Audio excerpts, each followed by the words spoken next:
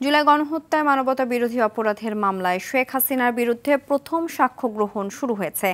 এ নিয়ে আন্তর্জাতিক অপরাধ ট্রাইব্যুনাল 1-এ চলছে সূচনা বক্তব্য। চিফ প্রসিকিউটর বক্তব্যে আদালতকে বলেন, কেউ আইনের ঊর্ধ্বে নয়, অপরাধী যত বড়ই হোক যেন ছাড় না পায়। আসামির অনুপস্থিতিতে হলেও ন্যায় বিচার নিশ্চিত করতে হবে। জুলাই আন্দোলনে নিরস্ত্র ছাত্র জনতা ও বিরোধী রাজনৈতিক দলের নেতাকর্মীদের টার্গেট করে দমনপীড়ন ও গণহত্যা চালায়। ডিজিএফআই অবৈধ গোয়েন্দা কার্যক্রম সহিংস হামলা চালায়। এর সবকিছুর দায় আসামিদের উপর বর্তায় বলে জানান তিনি।